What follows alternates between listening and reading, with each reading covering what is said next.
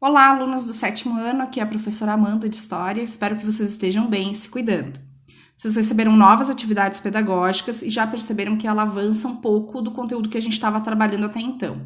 No primeiro vídeo tem uma recapitulação de alguns termos e datas importantes para começarmos a falar da Idade Média. Nas atividades que vocês receberam, o aspecto econômico é o foco.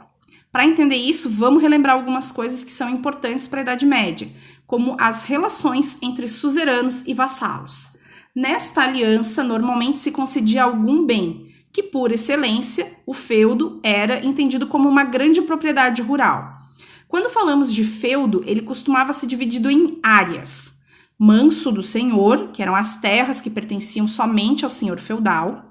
Manso servil, que eram as áreas que pertenciam aos servos, então era onde os servos poderiam produzir os seus próprios alimentos. Bosques e as áreas comuns, que eram as áreas de pastagem e de caça, que eram usados tanto pelo senhor quanto pelos servos. Quando se fala das características econômicas da Idade Média, é preciso entender que elas não foram iguais durante todo o tempo, porque afinal são quase 1000 anos, e nem em todos os lugares da Europa. Novamente foi feita uma generalização e a gente nota essas características principalmente quando a gente compara com Roma. Durante o Império Romano, a economia era variada, tinha produção agrícola, comércio, artesanato, circulação de moeda como forma de pagamento. Durante grande parte da Idade Média, a gente vai ver uma economia muito mais voltada para a produção agrícola. Pouco comércio e um artesanato bem rústico, além de pouca circulação de moeda.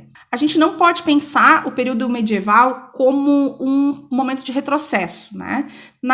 Durante a Idade Média vão ocorrer várias inovações, inclusive nessa parte relacionada à agricultura. Uma delas é a rotação trienal.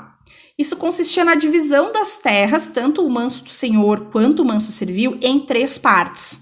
Uma delas descansava durante um ano, enquanto as outras 2 é que eram produzidas.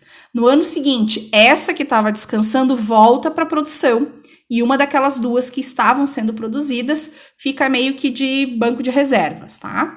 Outra inovação que acontece é o desenvolvimento da charrua, que é um arado puxado pelo gado. Quando se passa a abrir valas mais fundas por conta da força do animal, isso permite um aumento de produção, porque a terra que está mais ao fundo, ela é mais fértil.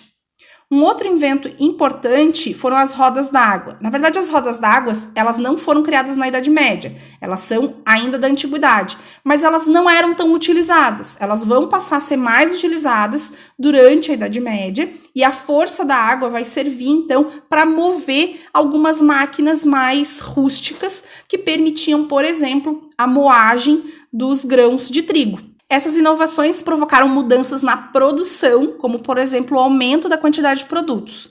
No entanto, a agricultura continuava ainda a ser muito dependente do clima.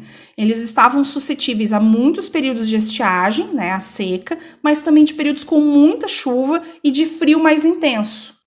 Vamos falar agora dos exercícios que vocês receberam. O primeiro deles é baseado em uma iluminura do Livro das Horas, do Duque de Berry, do século XV. Ele vai mostrar um feudo e os trabalhadores arando a terra. Além disso, tem várias letrinhas aí que vocês podem olhar, que servem para identificar as áreas em que o feudo está dividido. O que vocês vão fazer nesse exercício? Vocês vão tentar identificar o que cada uma dessas letras está representando, a partir das opções que são oferecidas aí para vocês. Em seguida, tem 2 questões para serem respondidas. A letra A pede para falar um pouquinho sobre as inovações técnicas que ocorreram durante a Idade Média, que são citadas no texto. Vocês também vão mostrar quais são essas novidades. Já na letra B, né, pede para vocês fazerem uma comparação, né, com a situação atual do Rio Grande do Sul, principalmente com a nossa região aqui, causada pela falta de chuva. Vocês podem pedir ajuda para os pais, para os familiares, né, sobre como uma longa estiagem tem trazido impactos na economia, na produção de alimentos. Tá? E também podem pesquisar sobre quais inovações técnicas, e aí a figura número 2 aí pode ajudar vocês a pensarem um pouquinho sobre isso, né, que tipo de técnicas que a gente pode empregar hoje para minimizar situações como, por exemplo, um longo período sem chuvas. É isso, pessoal. Se vocês tiverem ainda dúvidas, entrem em contato, pode ser por e-mail, pelas redes sociais.